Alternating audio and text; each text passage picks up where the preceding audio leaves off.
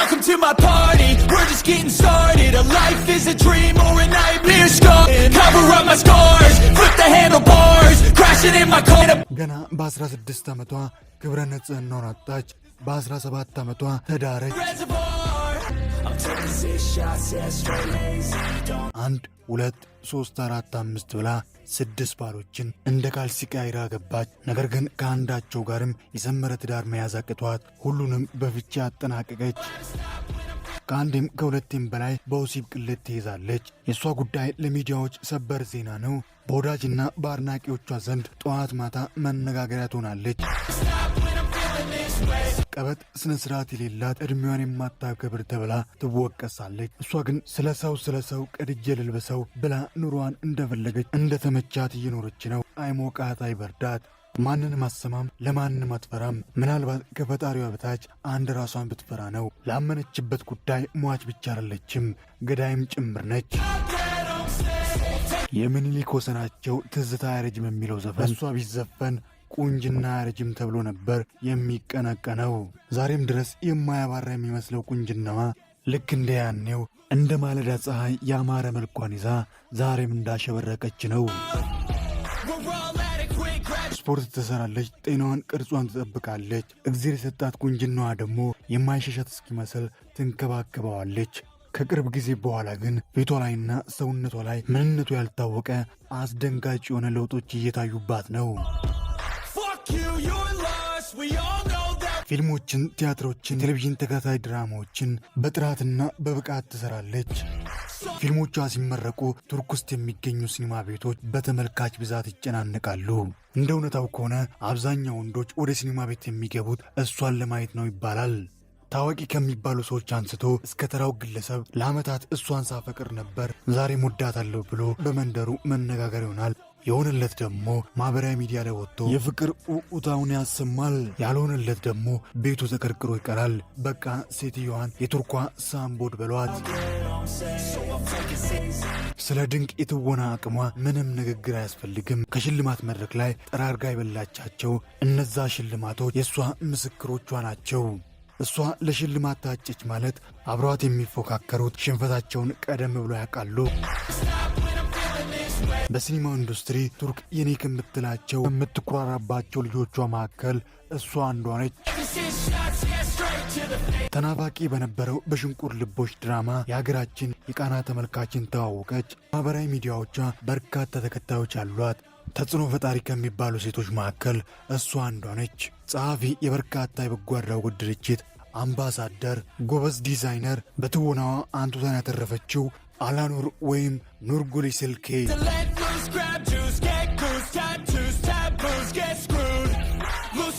ሰላም ውድ የቃና መሳጭ ቤተሰቦች እንዴት ናችሁ? እንዴት ቆያችሁልኝ?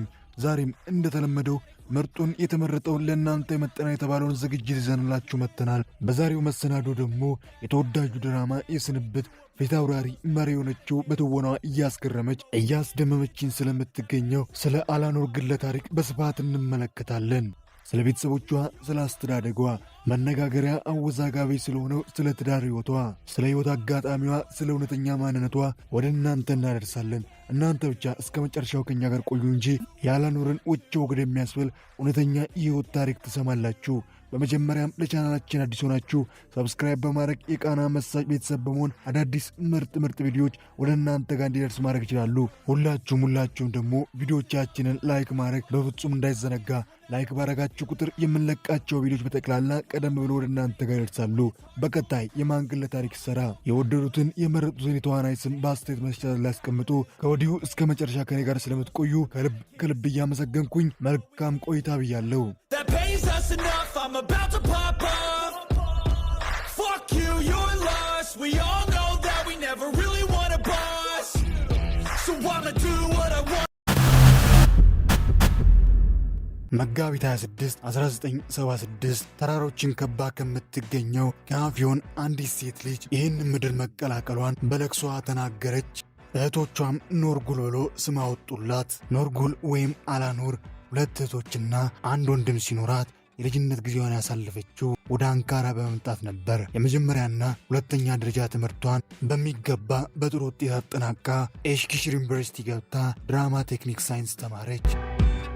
ገና በልጅነቷ ነበር በቴሌቪዥን መስኮት እንደምትመለከታቸው ታዋቂ ተዋናዮች የመሆን ህልም ያደረባት። ታዋቂ መሆን፣ ተዋናይ መሆን ጉጉቷ ከመጠን በላይ ሆኖ የማታደርገው ጥረት አልነበረም። በትምህርት ቤት ውስጥ ቲያትሮችን በመስራት የልጆች ፕሮግራም ላይ ራሷን በማሳየት አቅሟን ለማዳበር ሞከረች። በተመልካች አይን ውስጥም ለመግባት ምንም ጊዜ አልፈጀችም ነበር። በትወናዋ ጎበዝ፣ በመልኳም ያማረች ስለነበረ ተመልካች አይን ውስጥ ወዲያውን ወደቀች። የእሷን ፍላጎት እየጨመረ መጣ። ነገር ግን የምትሰራቸው ስራዎች ላይ ከአጃብነት ባለፈ ሌላ የተለየ ሚና ተሰጥቷት ስራ መስራት አልቻለችም። ከቀናት በኋላ የዕድል ነገር ይሁን ታስቦበት ከታዋቂው የቲያትር ዳይሬክተር ከልጂ ሞዝጉር ጋር ተዋወቀች። ሕይወቷ ወደ ሌላ አቅጣጫ ገባ። በርካታ ቲያትሮችን ሰራች። ቀስ በቀስም ወደ ሲኒማ ኢንዱስትሪ መምጣት ጀመረች። ከ27 በላይ ፊልሞችን፣ ከ25 በላይ የቴሌቪዥን ተከታታይ ድራማዎችን፣ በርካታ ማስታወቂያዎችን፣ ዶኩመንተሪ ስራዎችን፣ በአጠቃላይ ወደ 60 የሚጠጉ ስራዎች ላይ በብቃትና በጥራት ተመልካችን ከተቀመጠበት ተነስቶ እንዲያጨበጭብ አስገድዳ በብቃት ሰራች። ከሰራቻቸው በርካታ ስራዎች መካከል የእሷን ምርጥ የምትላቸውን ጥቂት ስራዎችን ወደ እናንተ እናድርስ። 2002 አስማሊ ካርዲንግ እንደ ፋጡማ ሆና ሰራች። 2004 ሶርቦት፣ 2005 ኢግሪት ጀለን፣ በዛው ዓመት 2005 ኢስታንቡል ታተስ ሰይላን ሆና ሰርታለች። ከ2006 እስከ 2008 ኢዛ ገሊን፣ 2009 ባካዳን፣ 2011 ጂናር ኡጉንጅ። ከ2010 እስከ 2011 በርካታ ሽልማቶችን እንድታገኝ ያደረጋትን አስክ ቨርሰስ ጄዛ የተሰኘ ተወዳጅ የቴሌቪዥን ተከታታይ ድራማ ላይ እንደ ኡማ ሆና ሰራች። የምትሰራቸው ፊልሞች፣ የቴሌቪዥን ተከታታይ ድራማዎች ሁሉም ቢባል የሚጣል አልነበሩም። ሁሉም ተመልካች የወደደው የተመረጡ ስራዎች ላይ ብቻ ነበር እየሰራች የነበረችው። ቀጠለችና 2014 ጀኔት፣ ከ2014 እስከ 2016 ተናፋቂውና ተወዳጁ ድራማ በቃና ስያሜው ሽንቁር ልቦች በቱርከኛው ፋራንፍሬት ላይ እንደ ጎልሰሙና ከሀገራችን የቃና ተመልካቾች ጋር በድንቅ የትወና አቅሟ ተዋወቀችን። ከ2016 እስከ 2017 ካስም፣ ከ2018 እስከ 2019 ጉልፈር፣ እንደ ጉልፈሩና አሳዛኝ ተወዳጅና አነጋጋሪ የነበረ ፊልም ሰራች። ከ2020 እስከ 2021 ኬፍሬት፣ 2022 ሶኔፊዚም ካደር፣ በዛው ዓመት 2022 ኪምቡ አሌ እንደ መልክ የሆና ለዓለም የቴሌቪዥን ተከታታይ አፍቃሪዎች ያንን ድንቅ የትወና አቅም አስመለከተች። 2023 በዝናዋ ላይ ዝና የጨመረችበት፣ ያላወቋት የተዋወቁባት፣ በዓለም ዙሪያ በርካታ አድናቂዎችን ያገኘችበት ዓመት ነው። ምክንያቱ ደግሞ ተወዳጁ ተናፋቂው ድራማ ስንብት ነበር። ወይም በቱርከኛ ስሙ ሌዳ መቱባ ላይ እንደ አላኑሮና ያንን ምታታዊ የማይደገም የሚመስል የትወና ብቃቷን ለሁሉም አስመለከተች። እንግዲህ ውድ ቤተሰቦቼ እሷ ከሰራችው በርካታ ስራዎች መካከል ጥቂቶቹ ናቸው። ከባህር ላይ በጭልፋ ዘግኖ እንደመውሰድ በሉ።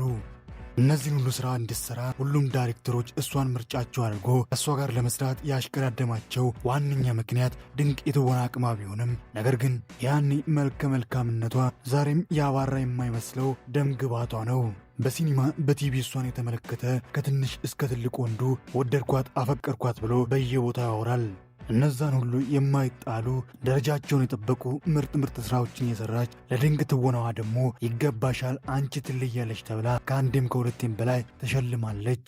እስኪ ከሽልማቶቿ መካከል ጥቂቶቹን ወደ እናንተ ላድረስ። 2005 ጎልደን ፎን አዋርድ ላይ ቤስት አክተር ተብላ ተሸልማለች። 2008 ሳዳ ሳላክስ አዋርድ ላይ የዓመቱ ምርጥ ተዋናይ ተብላ ተሸልማለች። በዛው ዓመት 2008 ጎልደን በተር አዋርድ ላይ እንዲሁ የዓመቱ ምርጧ ተዋናይ ተብላ ተሸልማለች። 2011 ሲራክ አዋርድ፣ 2018 ጎልደን በተር አዋርድ ላይ የዓመቱ ምርጧ ተዋናይ፣ እነዚህን ጨምሮ ሌሎችን ሽልማቶችን ጠራርጋ በልታለች። ዛሬ ላይ በሰራችው ሥራ ምክንያት ቱርክ ውስጥ አንቱን ካተረፉ እሷ ቀዳሚዋ ነች። ዛሬ ላይ እውን ሆኖ የተሳካ የሥራ ሕይወት የኖረች ነው።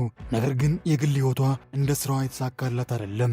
የእሷ የግል ሕይወት መመሰቃቀል የጀመረው በትወና ፍቅሯ ምክንያት ገና በ14 በ13 ዓመቷ ነበር። አላኑር ከልጅነቷ ጀምሮ ወደ ትወና ዓለም ለመግባት ያልፈነቀለችው ድንጋይ ያልወጣችው ተራራ የለም። ገና በ14 እና በ15 ዓመቷ በርካታ ቲያትሮች ላይ በአጃብነት ሰራች። ነገር ግን የእሷ ፍላጎት አጃቢ ሆኖ ከመስራት በላይ ነበርና ሌላ የተሻለ ነገር ማሰብ ጀመረች። በዚህ አጋጣሚ ነበር የህይወቷን አቅጣጫ የቀየረውን ታዋቂውን ዳይሬክተር ዲጂም ኦዛርን የተገናኘችው። አላኑር በዛ በአፍላ ዕድሜዋ ቲያትር፣ ፊልሞችን መስራት ፈልጋለሁ ብላ ከታዋቂው ዳይሬክተር ዲጂም ጋር ተቀራረበች። እሱም ቢሆን በርካታ ስራዎችን እንደሚያሰራት ቃል ገባላት። ቃሉንም አክብሮ ምርጥ የተባሉ ቲያትሮች ላይ እንድትሰራ እድሉን ሰጣት። በዚህ መሃል ግን አንድ ያልተጠበቀና አስደንጋጭ ዜና መሰማት ጀመረ። አላኑር ገና በ16 ዓመቷ ታዋቂውን ዳይሬክተር ዲጂምን እንዳፈቀረችው፣ ክብረ ንጽህናዋንም እንደወሰደባት በርካታ ዜናዎች ወጡ። ጉዳዩ መነጋገሪያ እየሆነ ቤተሰብም ምንድን ነው እያለ ጥያቄ ሲያበዛ ከወራት በኋላ ጉዳዩን ለማስረሳት ይመስል የመጋባታቸው ዜና ተሰማ። እንዳሰቡት ሆኖላቸው ወሬው ትንሽ ቀዝቀዝ አለ። ነገር ግን እንደ ቀልድ የገቡበት ትዳር ቁም ነገር ሊሆንላቸው አልቻለም። ከአንድ ዓመት ተኩል በኋላ የመለያየታቸው ዜና ተሰማ። ብዙም ሳትቆይ 2002 ላይ ሰሊም ከተባለ ሞዴል ጋር ግንኙነት እንደጀመረ ወሬዎች መሰማት ጀመሩ። ነገር ግን ብዙም አልቆዩም። ከ7 ወር በኋላ መለያየታቸው ተሰማ። አሁንም ምንም ጊዜ ሳታባክን ከወራት በኋላ 2003 ላይ ሲም ኡመር የተባለ ተዋናይና ዳይሬክተር ጋር ግንኙነት ጀመረች። ሚዲያዎች እንደለመደችው በወራት ውስጥ ለመለያየት ግንኙነት ጀመረች ብሎ ዜና መዘገብ ጀመሩ። ሁለቱ ጥንዶች ግን በተቃራኒው ቀስ በቀስ እየተዋደዱ መጡ፣ ተጫጩ። 2004 ላይ ማንም ባልጠበቀ ሁኔታ የጋብቻቸው ፎቶ ሚዲያዎችን አጥለቀለቀ። ያኔ አይሆንላትም አይሳካላትም ያሉ ሚዲያዎች ደግሞ አፋቸውን ያዙ። ጥንዶቹ ደስተኛ ቤተሰብ መስርተው በፍቅር በትዳር እየኖሩ አንድ ወንድ ልጅና አንድ ሴት ልጅ አፈሩ። 2010 ላይ ግን አንድ አስደንጋጭ ዜና ተሰማ። አላኑር ወይም ኑርጉል ዳግም ከባሏ ጋር ተፋታች የሚል ዜና በየቦታው መነጋገሪያ ሆነ። የኔ የምትላቸው ወዳጆቿ፣ ጓደኞቿ እንዲሁም ቤተሰቦቿ እሷን ለማጽናናት አይዞሽ ለማለት ወደ ቤቷ ሲመጡ እሷ ግን ሁሉን ረስታ አዲስ ሕይወት መስርታ ነበር። ካዝቢል የተባለ ታዋቂ ዘፋኝ ጋር ግንኙነት ጀምራ ሌላ ዓለም ውስጥ ነበረች። ስንተኛዋ እንደሆነ የቁጥሩን ጉዳይ ለእናንተ ልተው። ነገር ግን እንደ ሌሎች ሁሉ ከእሱ ጋርም ቢሆን ከ1 ዓመት በላይ አብራው ልትቆይ አልቻለችም። ቤተሰቦቿ በሁኔታው በጣም አዘኑ። ሚዲያዎች የትዳር እርግማን አለባት አሉ። እሷ ግን ማናቸውንም ቢሆን የምሰማበት ጆሮ አልነበራትም። አሁንም ተስፋ ሳትቆርጥ እድሌን ልሞክር ብላ በ2005 ኦዝጉር ኦናን የተባለ የቲያትር ዳይሬክተርና ተዋናይ ጋር በድብቅ ግንኙነት ጀመረች። ነገር ግን እሷና አዲሷ ፍቅረኛ ስለ ግንኙነታችን ማንም አያውቅም ቢሉ ከንስር አይን የጎላ አይን ያላቸውን ከቱርክ አነፍናፊ ጋዜጠኞች አይን ግን ሊያመልጡ አልቻሉም። ወዲያውን ነበር የደረሱባቸው። የያዙትን መረጃ ይዘው ወደ ስቱዲዮ ለመዘገብ ሲገቡ ጥንዶቹ የመለያየታቸው ዜና በሌላ በኩል ደግሞ ተሰማ። ይህን ነበር እሷም በራሷ ተስፋ መቁረጥ የጀመረችው። ቢሆንልኝ ቢሳካልኝ ብላ ወንዶቹን እየቀያየረች ቤተሰብ ትዳር ካገኘው ብላ ሞከረች። ነገር ግን አንዳቸውም ሊሳካላት አልቻለም። ብርቷ ሴት በቃኝ ከዚህ ኋላ አልደክመም ብላ ቤቷ ተቀምጣ ባለችበት ሰዓት ታዋቂው ጸሐፊና የቲያትር ተዋናይ ኦስማን የዘጋችውን የልቧን በር ደጋግሞ አንኳኳ። እሷም ደጅ አስጠናችው። እሱም ተስፋ ሳይቆርጥ በፍቅሩ ጠንካራ ነበር። በመጨረሻም 2020 ላይ ፍቅሩን ተቀብላው ከልጆቿ ጋር አብራው በፍቅር በአንድነት እየኖሩ ይገኛሉ። ከእነዚህ ሁሉ ወንዶች ጋር ግንኙነት ሲኖራት በወሲብ ቅሌት ተይዛለች ተብላ መነጋገሪያ ነበረች። ብዙ ተብሎባታል። ተሰርባለች፣ ተንቃለች። በርካቶች የምላስ በትራቸውን አሳርፈውባታል። እሷ ግን እውነትና ፈጣሪን ብቻ እያስቀደመች ወረኞችን ከኋላ አድርጋ ወደፊት እየገሰገሰች በምቾት በድሎት ሕይወቷን እንደቀጠለች ነው።